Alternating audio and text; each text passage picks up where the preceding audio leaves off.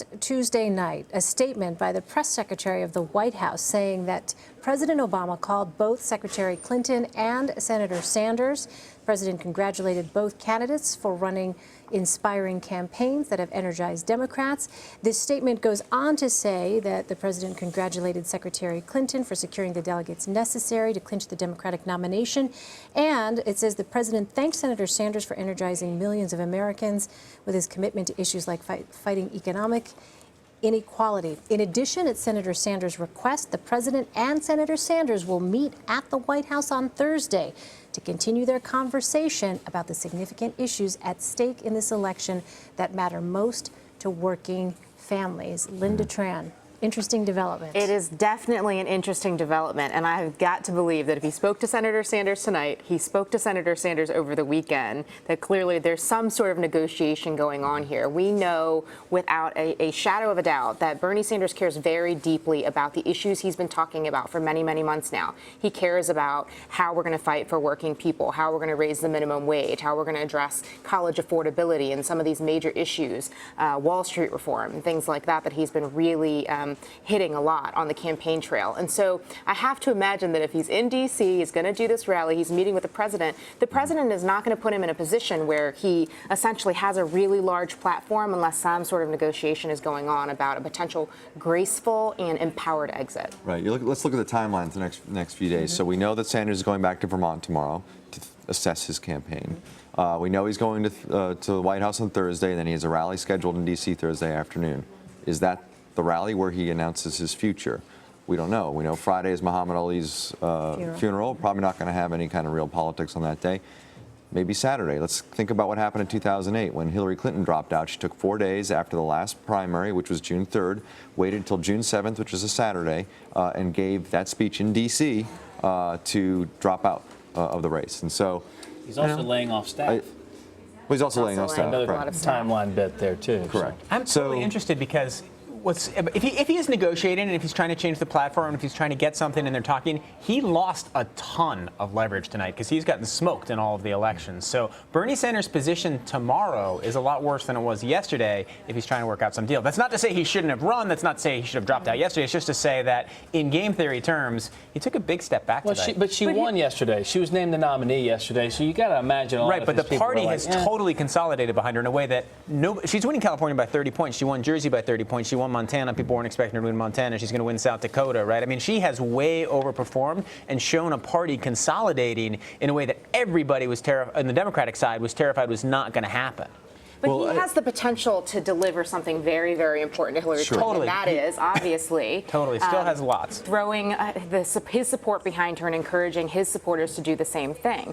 And who understands better than Barack Obama how pivotal having the support of young voters can be, and the fact that it can make the difference in whether or not Hillary Clinton ends up in the White House. And so it makes sense that he's having these conversations. They're critically important. Totally. I don't remember this. I remember the monument. I mean, I was swelled with my own pride when we elected an African-American president for the first time. In the Democratic primary process back then, I don't remember Barack Obama talking about race. I remember it in the periphery. It wasn't ever kind of direct. I remember the media obviously reported. It was a big story. I talked about it. I thought it was great. I don't remember him talking about. Do you think? Do I remember this correctly? Is Hillary bringing up the fact that she's a woman directly? Is that different than Barack Obama handled it? Was he direct about being the first African-American nominee or president? Or am I remembering that incorrectly? Well, you remember the Jeremiah Wright stuff, and he had to come out and give that big speech, that big race speech that he gave, and everybody was comparing it to when John F. Kennedy gave his Catholic speech, right? That was, if I remember correctly, that was March of 2008, somewhere around that time frame. But it wasn't really at the forefront. I mean, he was talking about hope and change. He was talking about energizing different age groups that usually aren't energized. I mean, it was less about, I think, race than it was. I mean, it was. I do remember when his speech after the election, the night of the election, I think, alluded to that more. But as part of his campaign, I don't remember it being at the that was forefront. for an important reason, which is that he thought it was going to be a huge negative, right? He was afraid that the perceptions of black men in America would be a huge drawback on his campaign. And that's why that speech that he gave in March, or whenever that was such a big deal. I mean, I remember the run-up to that race speech. This is going to be the moment where he talks about being the first, to being a prominent African American running, for president. And comparatively, that was really different because many of the black leaders at the time felt that he was not black enough. He was not representing black America. And there was a lot of frustration up until Invesco Field when he did the Democratic nomination, and that really kind of brought everyone together, and I mean everyone, Republican and Democrat, together in solidarity and kind of respecting that moment. So there was still continued to be tension even early on in the president's administration that he was not taken care of in ways that they felt that Republicans had of really looking out for the interest of ethnic minorities. And one more thing about the Hillary Clinton thing, we're talking about it as a great triumphant moment, the first female president, great candidate. There are going to be some people who, like the person Bob Schieffer talked about in 1948, it is going to be a drawback, just as race was a drawback for Barack Obama with a lot of voters. If you looked at regression analysis, there are a lot of people who, it seemed, were voting against him because of his race. There will probably be some people who are less likely to vote for Hillary Clinton because she's a woman and they don't expect a woman to be the president. So that is a dynamic that she has to balance and work with. And it's a huge triumph for this country to have her be the first presumptive nominee, but it's also a hard thing. And let's talk about the political reality of actually running against a woman. I've worked for a couple of male candidates who've done that. It's extremely difficult. I've also worked for some female candidates who had male opponents. It's difficult because if you come out really, really nasty, okay, then you're a bully. If you pull back a little bit, then you're not acting as though they're on the same stage. You're using kid gloves. There's a difficult nature of just actually running against a woman.